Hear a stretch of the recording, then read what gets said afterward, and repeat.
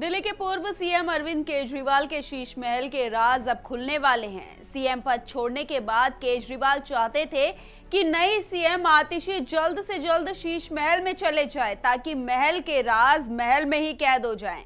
लेकिन ऐसा नहीं होने वाला क्योंकि शीश महल के राज अब खुलने वाले हैं। कैसा अपना घर बनाने के लिए केजरीवाल ने दूसरे घरों को तोड़ डाला, कैसे अपना आशियाना बसाने के लिए केजरीवाल ने दूसरों के आशियाने को उजाड़ दिया, सब आपको दिखाएंगे। लेकिन उससे पहले आयन भारत को जरूर सब्सक्राइब कीजिए। नमस्कार, मैं मंजू रुधियाल और आप सभी का स्वागत है आयन भारत में। दरअसल दिल्ली के पूर्व मुख्यमंत्री अरविंद केजरीवाल के पुराने आवास में किए गए अवैध निर्माण को लेकर दिल्ली विधानसभा में नेता प्रतिपक्ष विजेंद्र गुप्ता ने सेंट्रल विजिलेंस कमिश्नर यानी सीवीसी को पत्र लिखकर जांच और तुरंत कार्रवाई की मांग की है। विजेंद्र गुप्ता ने पत्र में लिखा है कि पूर्व सीएम अरविंद केजरीवाल के आवास में रेनोवेशन और कंस्ट्रक्शन दोनों को लेकर उल्लंघन किए गए। सभी नियमों का उल्लंघन करते हुए केजरीवाल ने अपने लिए 40,000 वर्ग गज में बंगला खड़ा करवाया।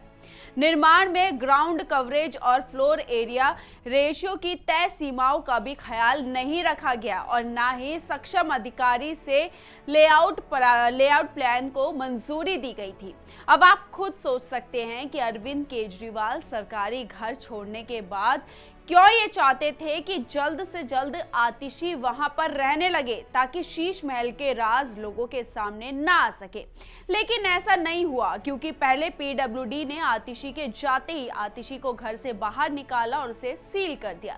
ये खबरें आपको आयन भारत शुरुआत से ही दिखाता आ रहा है कि पहले सीएम शीश महल छोड़ना नहीं चाहते थे, सीएम की गद्दी नहीं छोड़ना चाहते थे, लेकिन पहले उन्होंने सीएम की गद्दी छोड़ी, उसके बाद घर को खाली किया और घर खाली करने के बाद जल्द से जल्द आतिशी को उस घर पर भेज दिया। लेकिन पीडब्ल्यूडी ने जाकर आतिशी को बाहर किया और उस घर को सील कर दिया, यानी कि सीएम आवास को, शीश महल को सील कर दिया। फिर उसके बाद आतिशी को घर जाने के लिए परमिशन दी गई, पीडब्ल्यूडी ने ऑर्डर दे दिया। लेकिन पीडब्ल्यूडी ने यह भी कहा कि वो घर की जांच करने आती रहेगी और जांच में आतिशी को पूरा सहयोग करना ही पड़ेगा। यहां तक कि ये बातें भी सामने आई कि अरविंद केजरीवाल ने घर को रेनोवेट नहीं किया था बल्कि घर को पूरा तोड़कर फिर नया बनवाया था। तभी तो नेता प्रतिपक्ष ने फ्लैग स्टाफ रोड और आसपास के क्षेत्रों का निरीक्षण किया। उन्होंने बताया कि निरीक्षण में पाया गया कि 6 फ्लैग स्टाफ रोड से सटे बंगला नंबर 45 पर किया गया निर्माण अधूरा है। यह वही बंगला है जिसे 6 फ्लैग स्टाफ रोड का हिस्सा बनाकर अवैध निर्माण किया जा रहा था। गुप्ता ने यह भी कहा कि पूर्व मुख्यमंत्री के इस आवास को भव्य से भव्य बनाने के लिए आसपास की सरकारी संपत्तियों को भी तोड़ा गया।